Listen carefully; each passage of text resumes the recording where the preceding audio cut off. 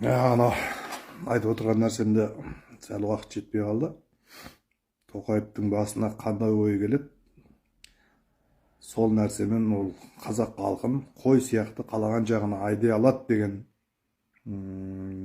48-ші баптағы заң солайынан бекітілген кіші отыр.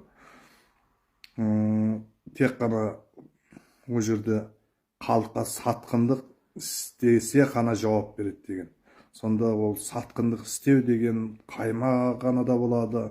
Сонда соғысқа жіберіп халықтың бәрін қырған ол сатқындыққа жатпай ма?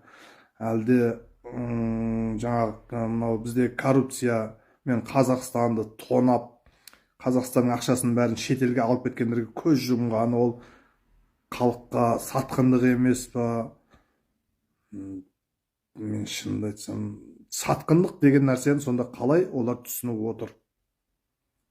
Сонда сатқындық қылу үшін әр қазақты барып өзі мынандай істеп жатыр, мына жері слабый, мына жері жаңағыдай ұрсаң құлап қалады деген нәрсені айтқанда нәрсе сатқындық бола ма? Бұлардың түсінігі бойынша заңға дәл солайынан кіргізіп қойған. Қазақстан халқына сатқындық істемесе жауап берілмейді. 48-ші баптың 3-ші тармағында анық жазылып тұр. Бірақ негізі мен орысшасында, қазақшасында оқып көрдім. Орысшасында түсінікті қылып жазылған, қазақшасында мүлдем түсініксіз ана жерде. Ол заңдар таза аударылмаған қазақшаға, бірақ орысшасына қарап көрсеңіздер, жақсы түсінігі болады енді.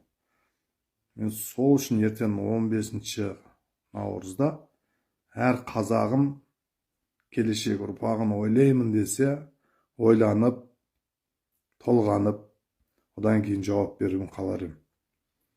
Егер қарсымын дегендер кеше қолдап отыр ғой, өз қалталарыңызға үршке салып, қаламға салып барыңыздар.